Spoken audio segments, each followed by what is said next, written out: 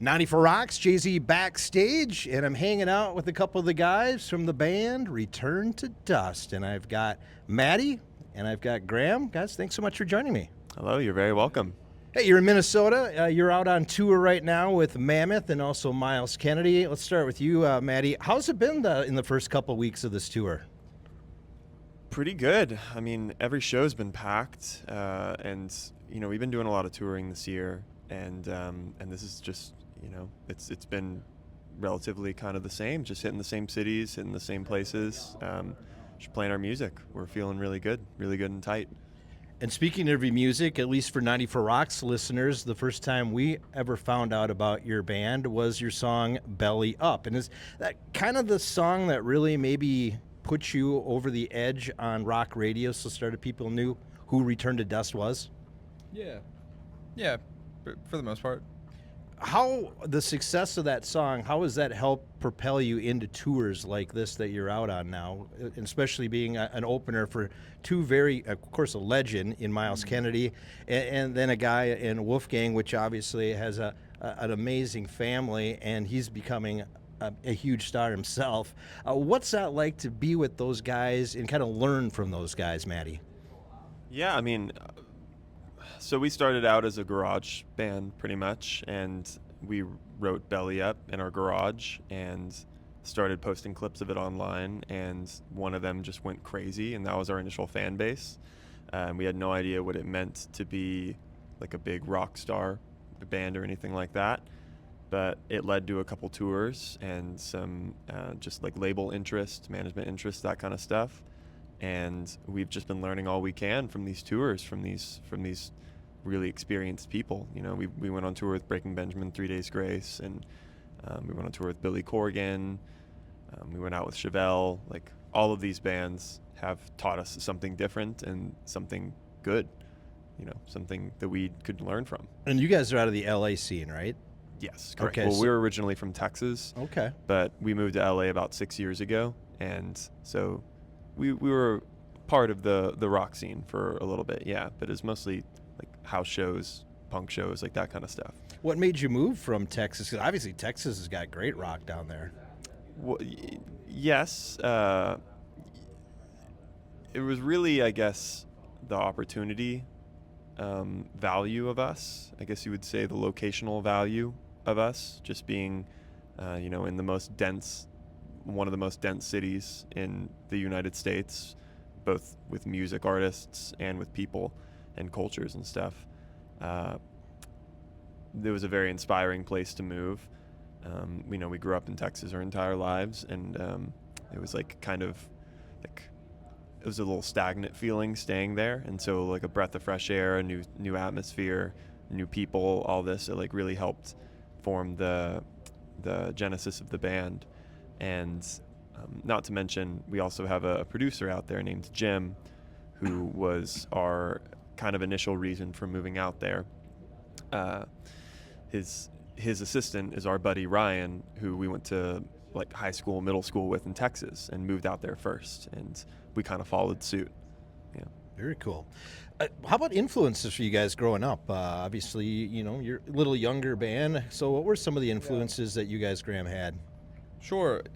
We have. I mean, I feel like we all kind of listen to a lot of different types of music, and we all kind of, have our little special interests, But I feel like growing up, me and Matty both had older brothers, so they listened to a lot of like kind of early 2000s rock, and I think a lot of like video game soundtracks also, at least for me, like kind of,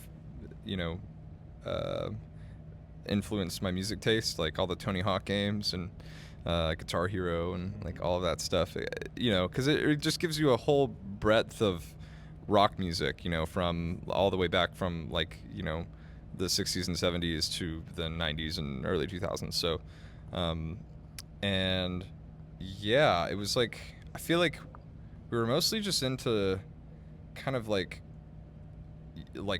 middle school, early high school, just lots of like alternative stuff. And then it became, we realized that we liked the heavy, like kind of 90s rock thing. I think we were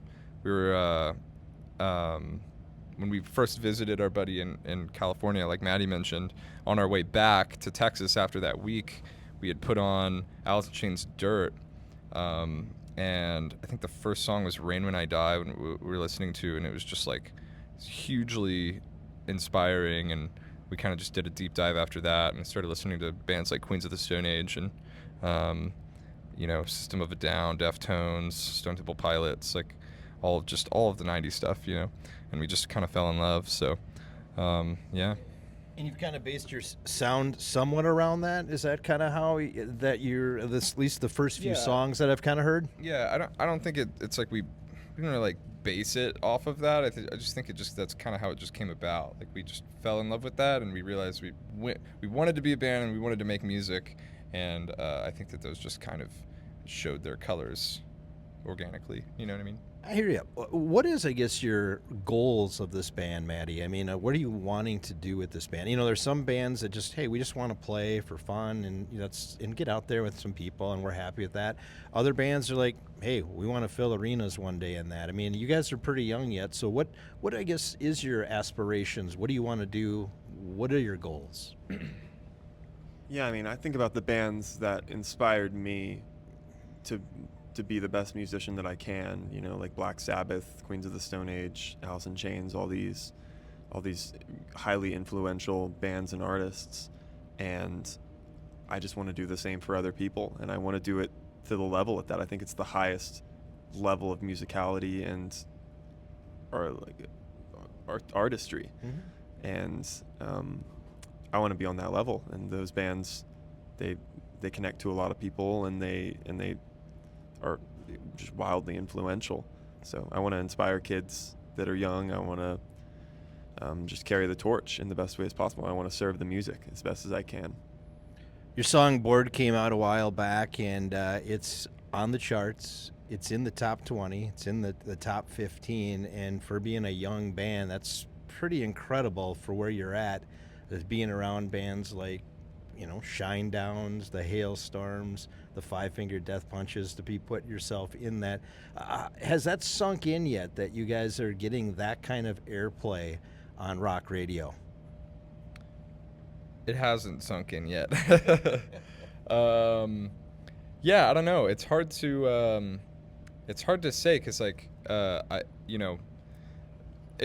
guess it's hard to put it into perspective, because there's so many, I feel like, different avenues now, with social media being as big as it is, and obviously radio is another branch of that, and and then the touring is another branch of all of that, and you have like just kind of the word of mouth that you can't really detect at all, and so it's hard to kind of put all of this into perspective with how big the world is, and how so I guess the easy answer is no, it hasn't sunk in. I don't really, you know what I mean?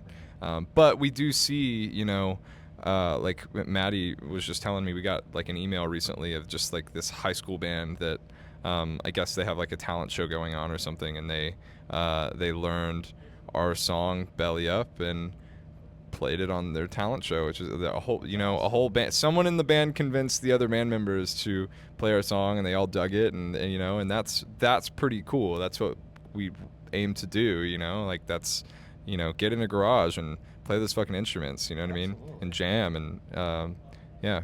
Well, I mean, you guys are younger guys, so is radio even relevant for you growing up, I guess? As me being in my 50s, obviously that's what I knew. That's kind of the industry, that's how you were really found. I mean, it's totally different now. We know that because of social media and all the platforms out there, and the Spotifys and everything else. But I mean, have you guys even thought about, I guess, the radio side of things and maybe embracing it? We definitely didn't think about it. It was kind of just, we broke on social media, and we were kind of I guess convinced that this is an aspect of the band that we were missing, an aspect of our exposure that we were missing. Yeah. And we needed to facilitate that. But I didn't grow up with it personally, and and I listened to all my music on Spotify, or earliest Pandora and YouTube and that kind of stuff.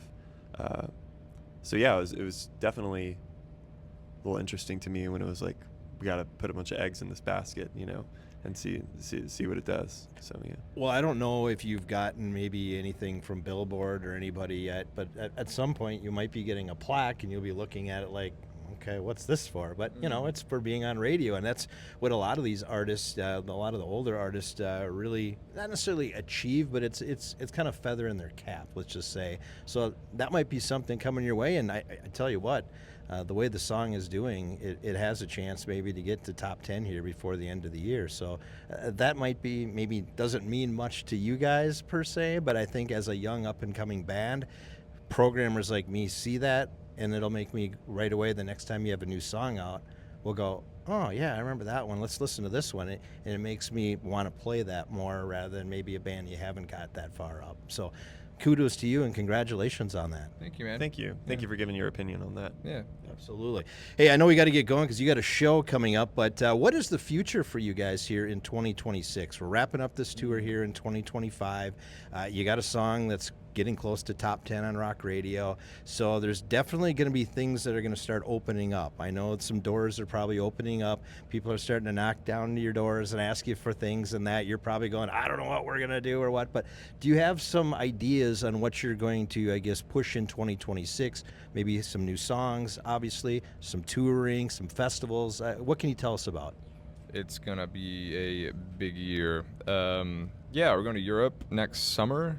That's super exciting. We've never even been, like, just, at all, like, recreationally. So, so that's pretty exciting to just get over there. And, we've kind of always had a steady flow of people telling us, like, oh, come to Germany, come to Sweden, and I'm like, that's not even on my radar, you know what I mean? So it's cool that we finally get to do that. And, yeah, just definitely expect some new music and some other really fun stuff. We got a lot planned, so it should be a big year. Awesome.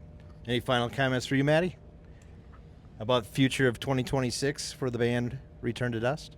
Yeah, I mean, we've been touring for the past year and a half or something like that, and I'm just excited to go into these new songs, into these new just ideas and realms as a band that's been on the road and living together, shoulder to shoulder for the past year and a half. It's going to be really exciting to see the next page of the band. Yeah. Well, you can always tell who's when you're in a band, like who's the messiest, who's the cleanest, who's the mom, who's the one you got to watch out for, I guess. So you're probably learning each other a little bit too, aren't you? Oh yeah.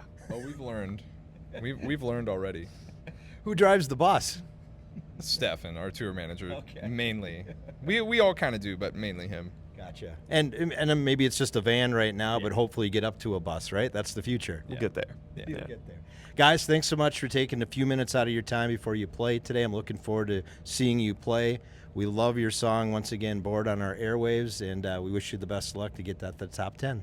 Thank you, man. Appreciate it. Once again, that's Matty, that's Graham. The band is Return to Dust. It's Jay-Z backstage on 94 Rocks.